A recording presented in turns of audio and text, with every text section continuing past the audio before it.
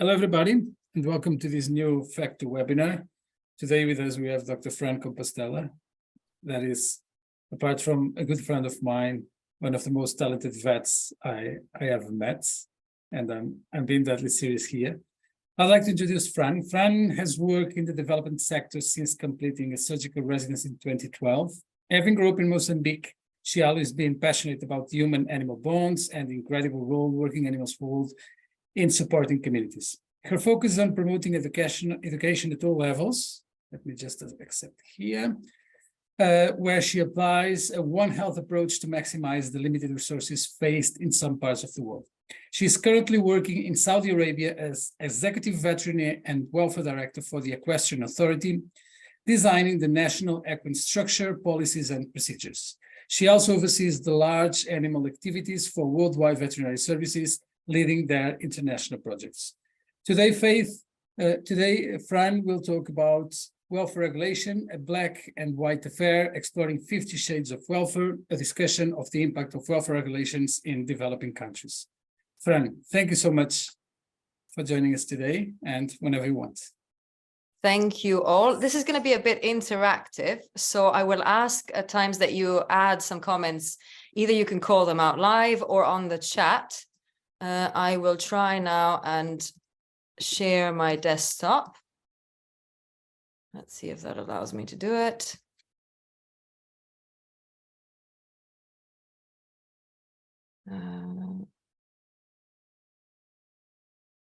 Let's see if you tell me, Jean, when you can see it. Not yet, Fran. Hang on. She's a good vet, but she's crap at technology. That's one thing. Let's try and get you back.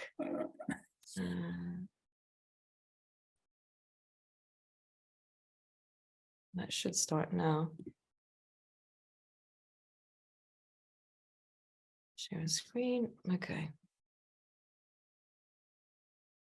There we are. See it now? Yep. Cool. Yep. Here. Perfect. There we go. Yeah. Yep. Perfect. We got there. So quite what I'm hoping I can make what can be a bit of a boring topic a little bit interactive and actually get your thinking behind it, because this is currently, at least in the UK, a very, very hot topic. Equine welfare regulation. Do we have the right level of welfare? Who should be deciding? Who are the experts in the room? And it's not just in the UK, it's globally. As Jean mentioned, I am taking on an international role in another country looking at this in specifics. And so it comes normal to think, well, who has the best welfare regulations? And when you look at this image already, you know, you're looking at this horse and you know that the welfare of this horse is underpinned by veterinary concerns, husbandry concerns, socioeconomical concerns.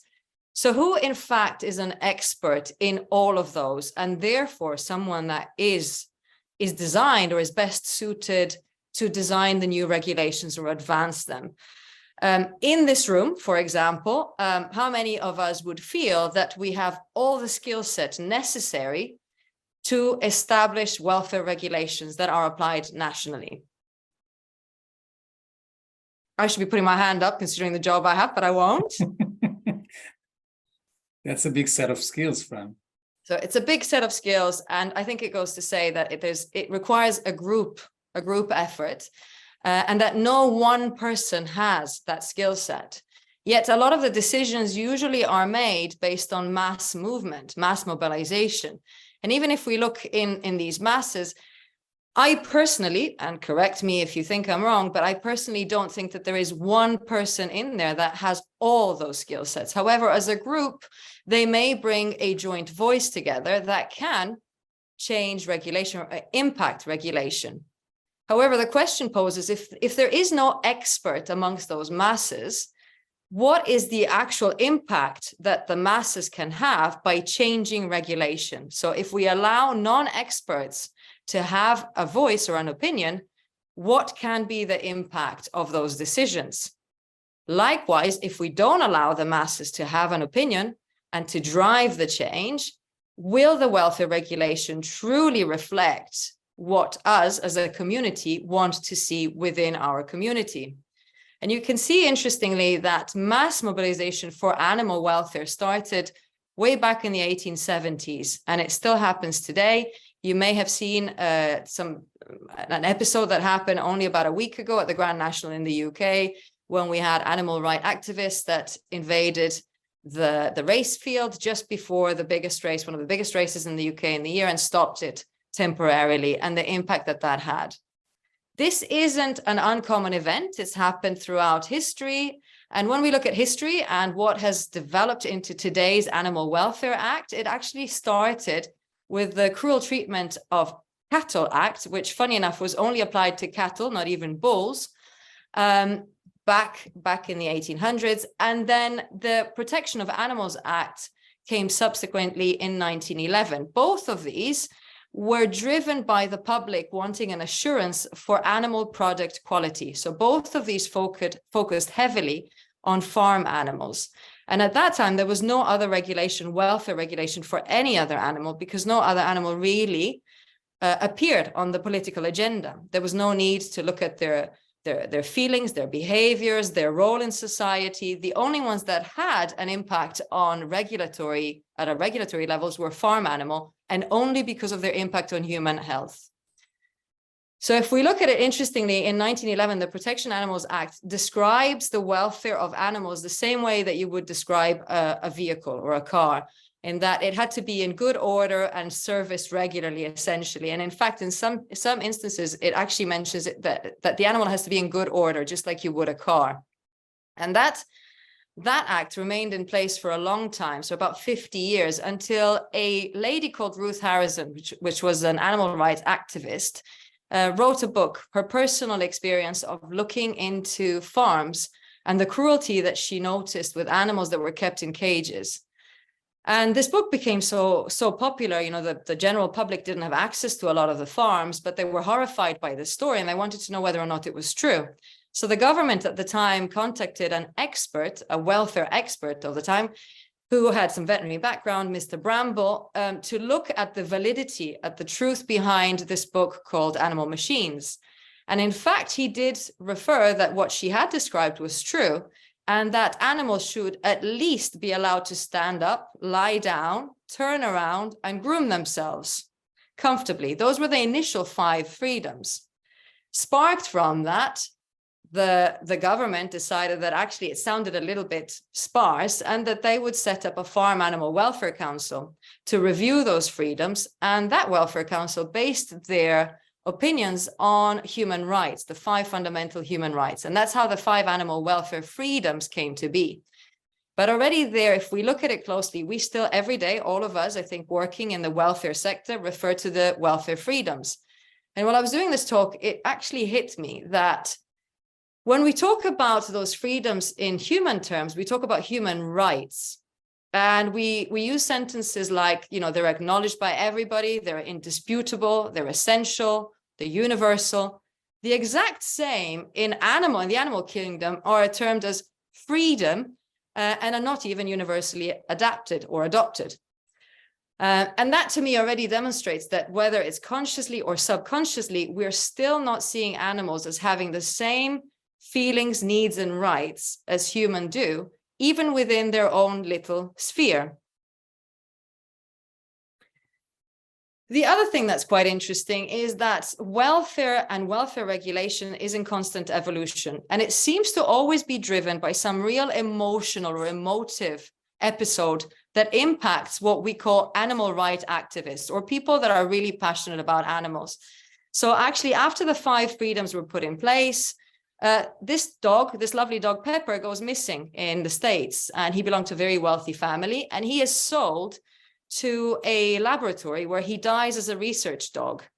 And the owners find that they have no legal right to defend the rights of their dog, which was a family member to them. It was their pet. And that's where it becomes obvious that the 5 freedoms didn't only apply to farm animals, but should apply to all animals. But that didn't happen immediately. What did happen is that suddenly lab animals started to be recognized as needing the same freedoms or rights, whichever way you want to call it, as farm animals. And again, if we go on in life, you find that a lot of personal instances have driven the masses to demand for change, which then in time has created loads of little legislations, over 20 legislations, that in 2002 were raised at a government level and said, we've got so many little legislations and not one overarching. Surely there can be one overarching welfare regulation that is applied to all animals.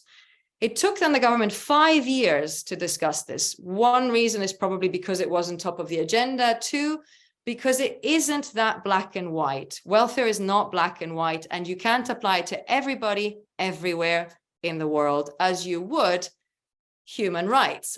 Or can you? That's the question. What happened with the Animal Welfare Act, just to give you a little bit of background, is it introduced the duty of care to anyone that is legally responsible for an animal.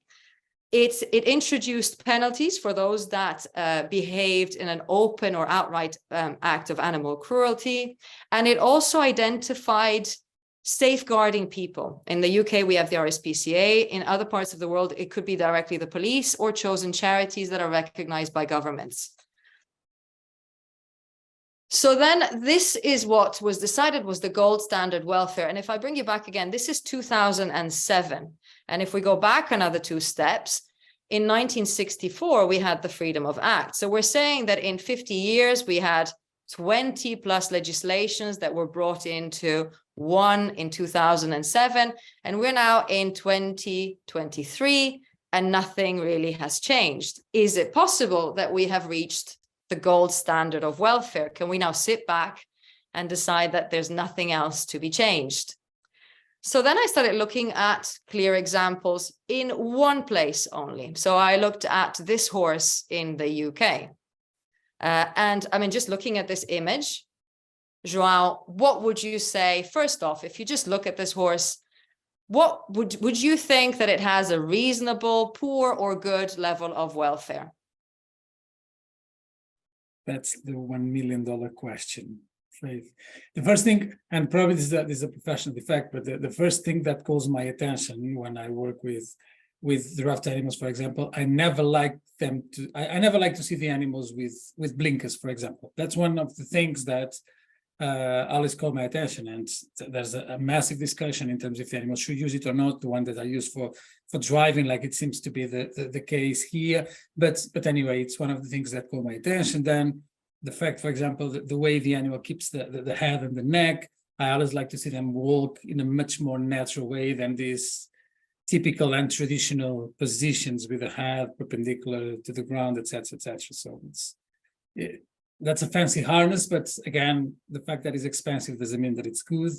Well, yeah, and I invite the other people as well that are on, just to give your opinion. Do you think this is bad, reasonable, good welfare? If you just went up and met this horse, and is this kind of the gold standard? Is this what we're aspiring to? I looked at that harness, and I know some harness makers, and I thought that's a lot of money thrown on that horse. So somebody's throwing a lot of money, which may mean very good welfare. The horse is very clean. It seems in reasonable, good body weight condition. So, looking at it on the off chance like that, it seems really good. Anybody else has anything else to say until I go on to my next slide?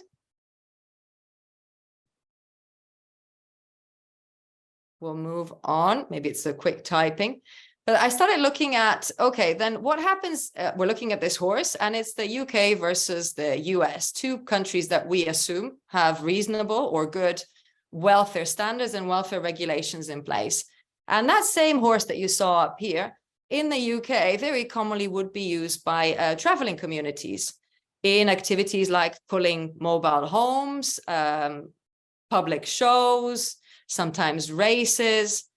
And my experience working with the RSPCA is they're often bred without any breeding control. They lack veterinary care. They're kept in big herds, so their ability to express their natural behavior is present, but they're lacking one of the basic fundamental rights. So it's the veterinary care, the freedom from pain and discomfort. And oftentimes, their general maintenance is lacking. So their welfare is a bit questionable. Bring that same horse doing a similar job in the US as a competing harness horse, and their lifespan is anything between 3 to 5 years. They often see their vet a lot, so much so that they probably are sick of getting steroid injections. Is that welfare at its best? But, you know, they're fed beautifully in order not to get injured. They're not turned out with other horses in the field. They're contained in their stable because they retain their energy and then they don't get hurt. So they don't have a freedom to express themselves. Is that good welfare? But then say, okay, we remove the sport, we remove the impact of the work on them, and we bring it back into the UK with this lovely lady at the bottom that uses it for hacking, loves to feed it loads of treats, only has time to see it on the weekends. This horse is grossly overweight. He is also her personal trainer. She fails to make sure that he himself has enough condition on his body, as in muscle mass, to support her over the weekend, and the horse starts to develop a sore back, which obviously is neglected as a behavioral issue, and this vicious circle continues. Is that the gold standard because this horse is otherwise really loved? Like, what is the welfare there, and how could we regulate that?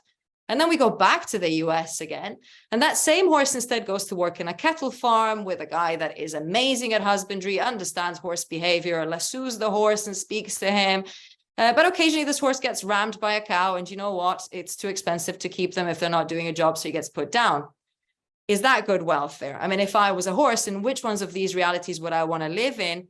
And if I was a regulatory body, how can I make sure that I set a standard, a benchmark standard, that all of these people, which could potentially own that same horse, could follow and abide to? So I think that by saying that, it becomes quite obvious that welfare and welfare regulation by default is dictated by many factors. And that's why it's never black or white. It's dictated by where you're born. In our initial case, or just the immediate case, the UK versus the US. It's dictated by what's expected of you. Are you a cart horse? Are you a pet? Are you a working horse? It's dictated on the education, not just of your owner, but of the community. And by community, I mean the vets, the people around you, and their understanding of your needs, which are often interpreted based on the context and the understanding of you as a person. And ultimately, as we very well know, it's dictated by the finances that are available to that animal, but also that animal generates. So welfare regulation and welfare in general is highly impacted by the social, economical, and ecological context that you live in.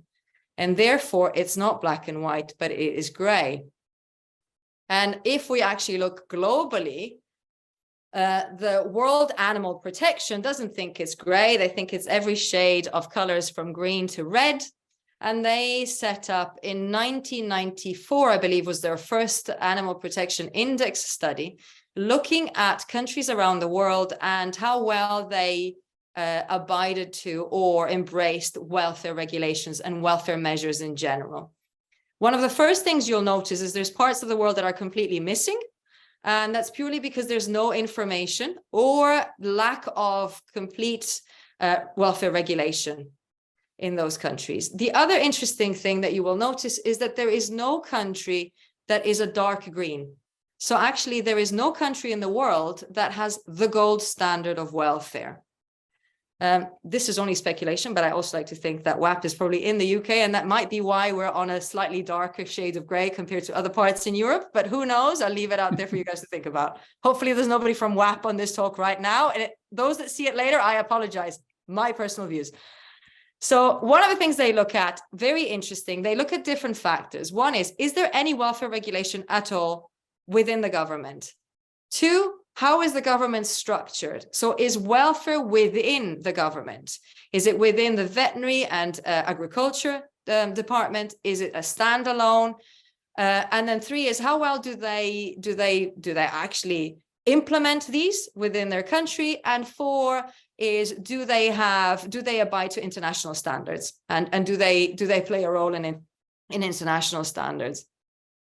I'm going to speak just about the reality that I've just come out of, which is the United Kingdom, and the reason why the United Kingdom isn't the greener of the greenest.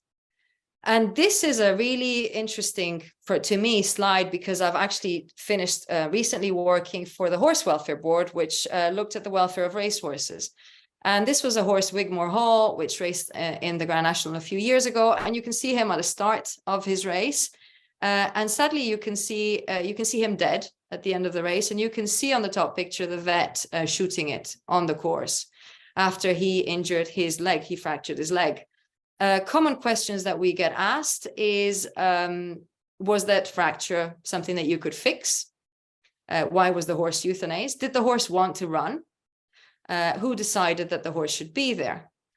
And it does pose the question, one of the things that does assess, that defines a country's welfare is the use of animals for human pleasure. So did this horse really want to race? How is this different to animals in circuses, which are now banned in the vast majority of the world? How is this different to cockfights? How is this different in other countries to bullfights? Is it for human pleasure? And so should it be completely removed? And if you look at the statistics, there's about 200 horses every year, racehorses that die racing. And so this is one of the reasons why the UK currently would not have the gold standard welfare, because we still accept that racehorses die to please humans. But the big question is that really the only thing that they do? So I don't know why my slide has stopped working. There we go. Sorry. If you looked at a study and actually it was a parliamentary discussion that was had last year, it was demonstrated that racehorses don't just please humans. They actually provide 80,000 jobs in the UK and generate more than 4.1 billion pounds in activity and 300 million in taxes that go back into the country. So those 200 horses that die do so for 80,000 jobs. Can we really afford right now to remove that and find 80,000 jobs tomorrow for all the people that are involved in racing? So you suddenly see that a lot of the welfare regulations, in order to be sustainable, in order to make a change that is sustainable, have to weigh a whole bunch of factors. The social pressure that is driven by nobody wants to see the horses die. The economic pressure, can we provide 80,000 more jobs tomorrow? And the environmental pressure, what happens to 14,000 racehorses that are suddenly turned free in the UK? Who's going to look after them? Where are they going to be looked after? Can we ensure their welfare? And again, this is a slide that I think really to me demonstrates why welfare regulation is so complex and why it has to keep changing, because the social economical environment that is around us keeps changing year on year. And thinking back, the 2007 regulation starts to feel a little bit uncomfortable. But keeping this concept in mind, I just want to talk to you a little bit about my experience out of the UK working in developing countries. And a lot of the questions that I get asked when I go to Ethiopia or other parts of the world is, how can you manage, how do you bear working in countries that have no welfare? And I said, well, no welfare based on what standards? What's your benchmark? Where are you benchmarking that comment on? If you're benchmarking the comment on the fact that horses have to work, well, yes, that horse has to work, but it's not dying of laminitis. That horse works and generates the income and actually the life support of an entire community that doesn't want to see it die, because the owner doesn't want to replace that horse under that cart. But that owner in Ethiopia survives on $900 a year. So what can we seriously demand more than what that owner is managing to do nowadays when there is no veterinary provision, no harness production? And even if there was, how are they supposed to be able to afford it? So if we decided tomorrow that the best welfare regulations were the standards that we currently have in Europe, in fact, in the UK, one of the greenest countries. So we're going to take that welfare regulations and we're going to put it in Ethiopia, because animals are animals and they need to be treated exactly the same way. So the first thing we go out and it says you need to have appropriate tack. You can't work more than X hours a day. And if so, the first thing we do is we fine you, and the fines can be up to £5,000. On someone that earns $900 a year, it means that we could probably put that person in jail for the next 5 years until that person has paid back the fine for something that he could do no difference on. So again, when you go and work into these environments, you have to be adaptable, and you have to understand that there is no black and white, that you can aspire to that beautiful green vision that the UK has, but that you're going to have to go through all the 50 shades of gray and all the other colors around it to get there. And if we go then to the next reality that I'm currently discovering in Saudi Arabia, a country that is well known to be well off financially and have the means, Saudi Arabia has a surface area of over 200 million square kilometers, and has 2 vet schools and 1 equine hospital, compared to the UK, which has 200,000 square kilometers, 8 vet schools, and countless amount of hospitals. Or I looked at Portugal, 90,000 square kilometers, 2 public universities, I think 3 private, and again, countless veterinary universities. So if we start to implement regulations like we would in the UK tomorrow, because we assume that there are the means to do it, what happens when we don't have the ground force to deliver those? Are they actually going to be applicable? Is it fair to do so? And who at the end of it all loses out? So to me, the most sensible approach, and the one that I try to adopt whenever I go around, is the approach by the WOHA, or the old OIE. And their definition is that welfare must ensure measures that meet the physical and mental state of the animal based on the condition it lives in.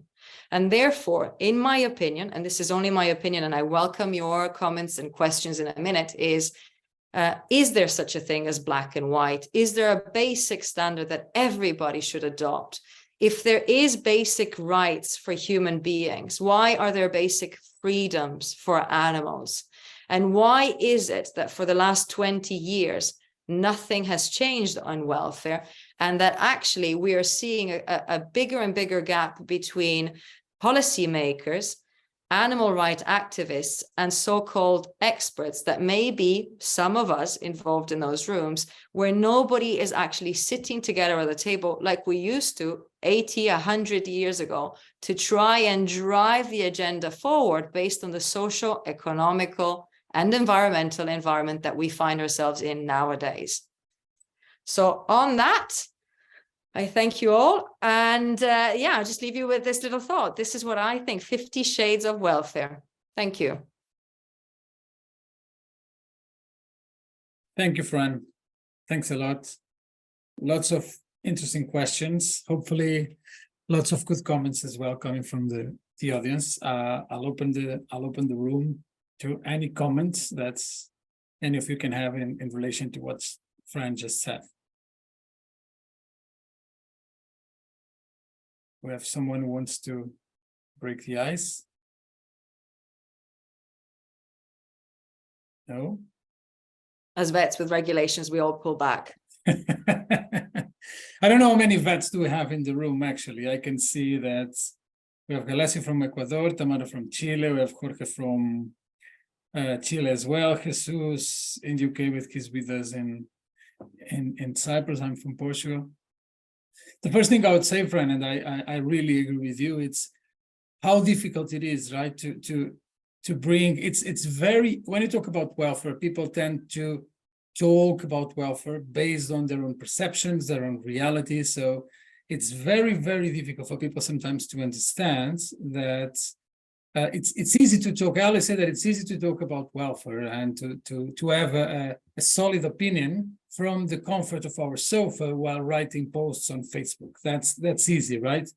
But then when we face the reality in countries such as in Ethiopia, or in many countries in many parts of Europe, where we see still populations of working equids in Romania or in Nordic Portugal or in Greece or in many parts, sometimes people, they just don't have they don't have the capacity to treat their animals, or at least to make them fit into this green list of the concepts that come from the UK.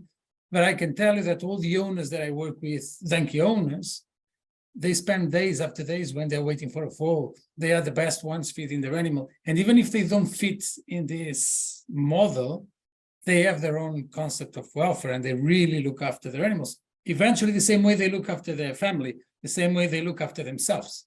So I think it's really important. And I completely understand how difficult it is to regulate all these situations. And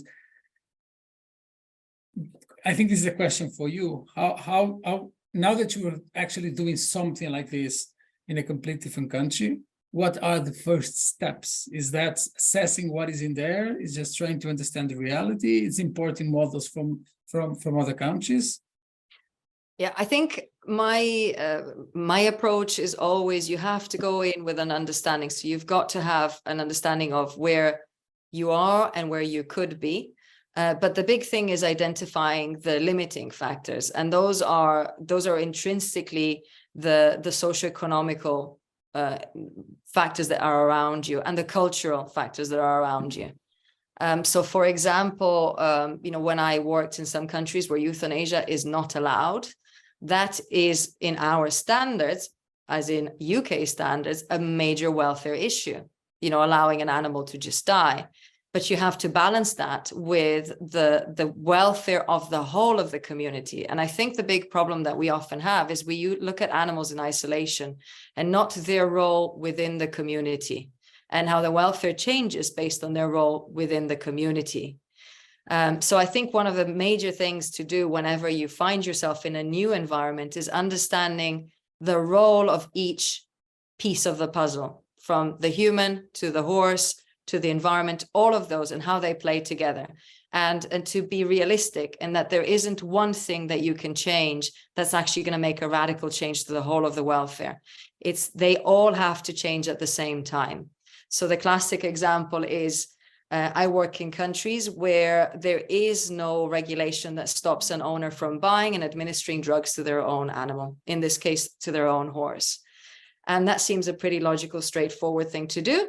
Tomorrow we can put a regulation that says anyone that is found to inject their horses or give them anything without a veterinary prescription gets a fine and the horse gets removed. Now, say we put this in a country with Saudi that has one vet school and 200 million square kilometers. What's the guy supposed to do at 199 square kilometers away from you, away from a vet school? How is he supposed to treat his horse when there's nobody there? Is it fair to even impose that on him? So just putting a welfare regulation without improving the supply of vets, which often then means improving the curriculum of a university, which then takes time because it's a mental change as well, is never going to work. And I think sometimes, like you say, it's easy to sit in the comfort of our homes and come up with one genius idea and feel that that's going to make a pivotal change. And actually, it really, really doesn't. And if anything, putting that regulation, it could be detrimental to the welfare of that specific animal. So I think to go back to your question, what do I do is I try and analyze as part of a group, because I wouldn't understand all these different pieces. I wouldn't understand the environmental impact of some of the things as well as somebody that comes from the agricultural background. I wouldn't understand the economical impact as well as somebody that works in finance. And I try and this is to me the mass mobilization. That's where I think you make a change, is you try and get everybody's opinion in and then whittle it down to what is actually tangible little steps. Thank you, Fran. Tamara, would you like to ask something or to make any comments? Yes. Thank you, Francesca, for your talk.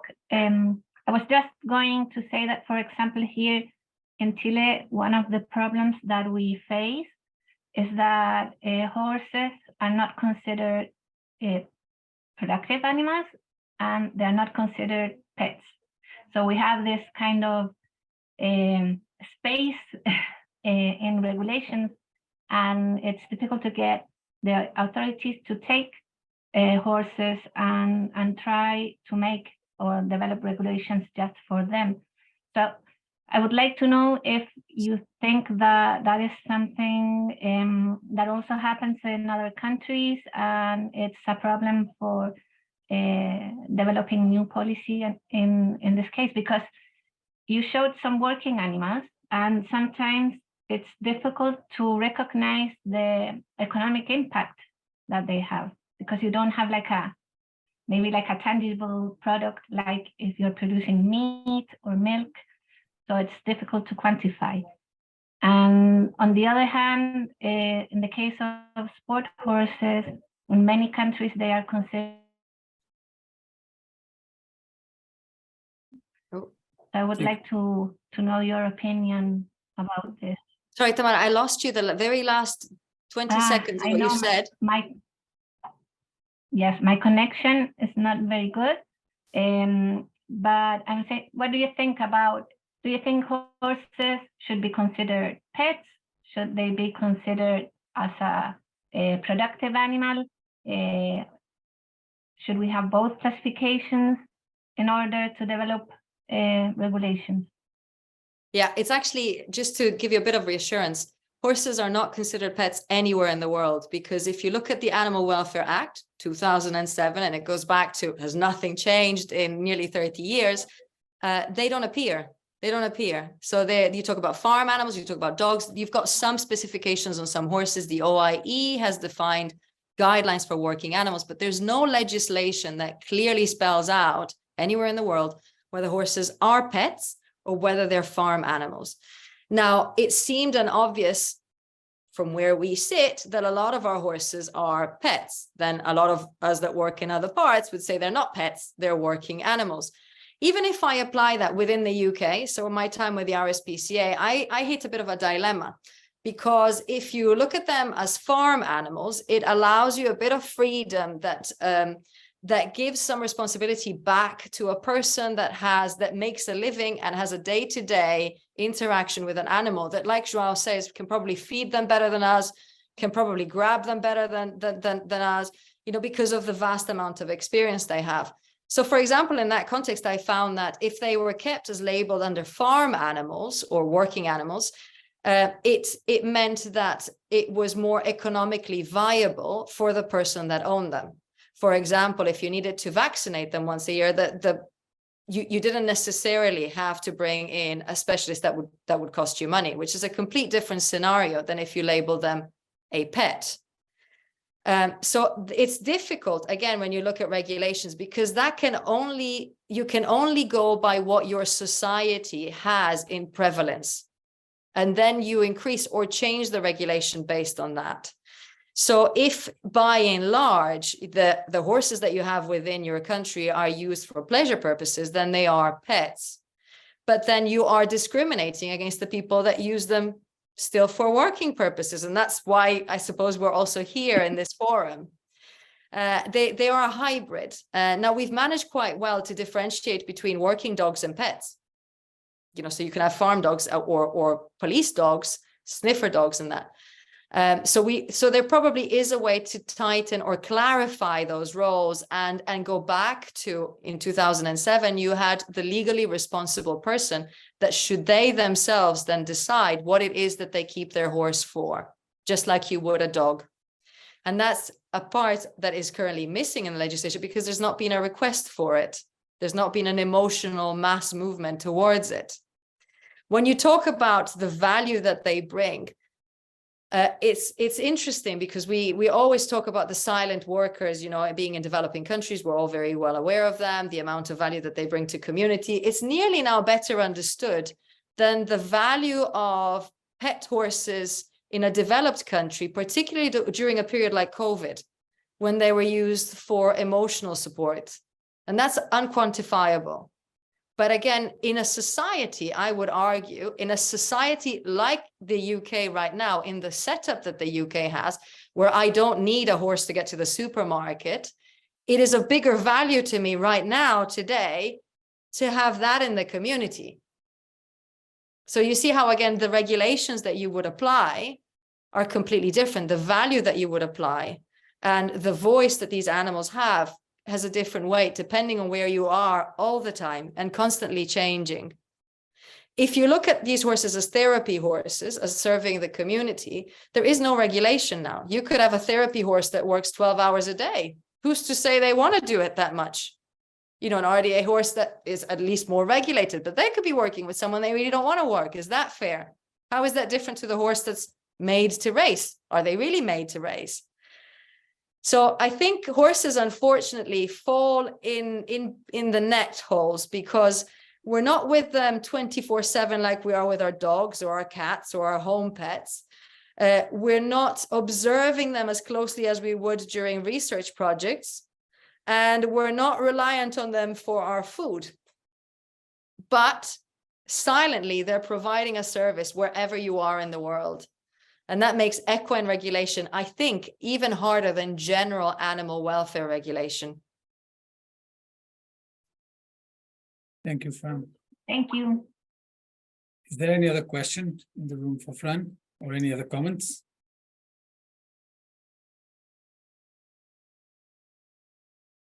And I have one for you guys as an audience. In people that are working with animals, whether you are a paraprofessional or a professional in your own space, whether you're a farrier, a vet, how do you juggle welfare standards in the different realities that you work in? So how do you stand up today and say, this is good welfare, and then tomorrow you don't?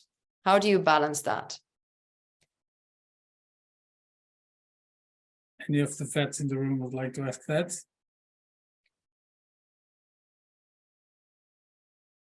I think I use the same technique as I do, for example. I know it's completely incorrect, but I found myself charging the final price for my work based on very different context, and in some places delivering for free, and in some other places charging what I think it's fair. So there's a lot of factors that influenced my decision on that moment. And when talking about welfare, I know I should have that gold standard, and of course, it would be in the ideal world where you try to reach, but most of the times you need to play based on what you have, especially because if you have a very bad situation, trying to achieve a very good situation is just not possible.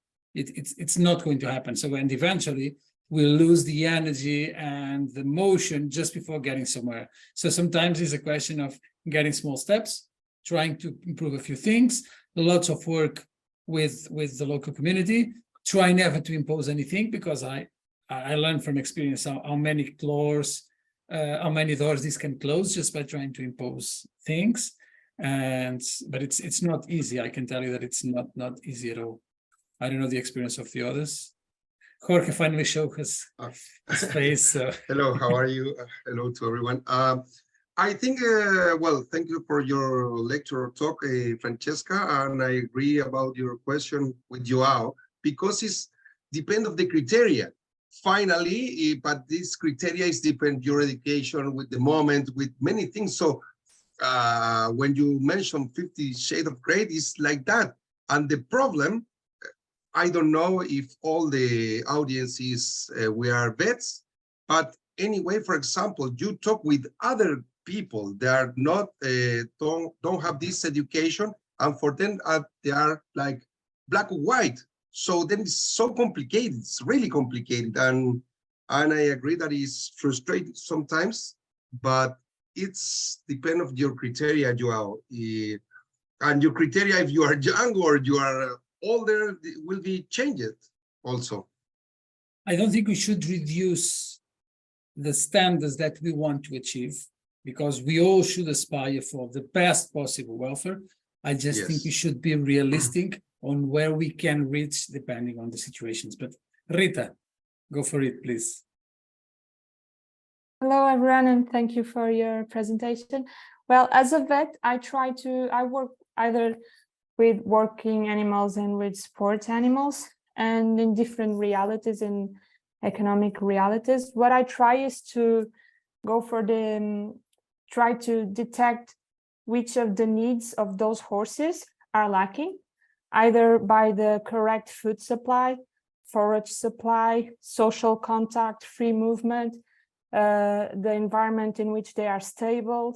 And I try to, in a pedagogic way, and try to educate the owner and trying to call their attention for those problems, also in the veterinarian point of view. So we know that there are some stereotypical behaviors that might come from welfare problems or behavioral problems, and sometimes they don't even realize that that can be an issue.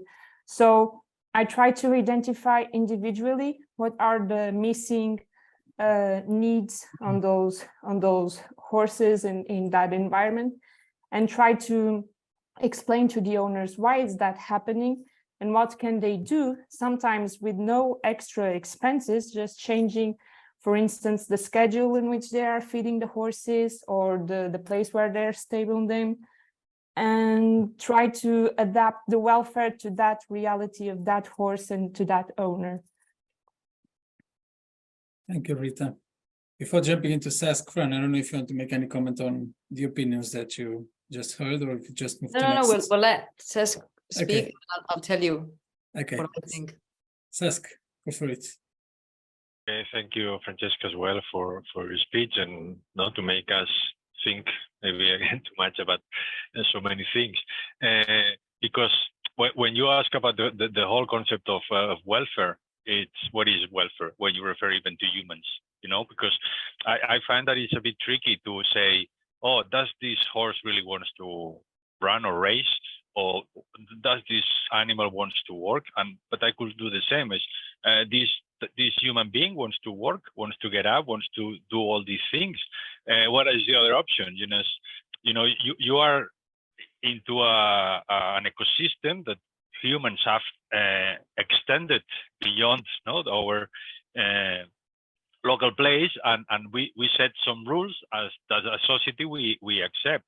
So obviously I could do the same. If this animal has a more welfare living among humans than living free into the wild and with the danger of being attacked by other predators, or having an illness that cannot be looked after, or not having enough food, it's quite tricky. So at the end, for me, the question is always, if I was these animals, I would be more or less comfortable or happy of being here. So you try to provide all the things that you think that's going to make the animal happy, as if I was one of them in some way, no?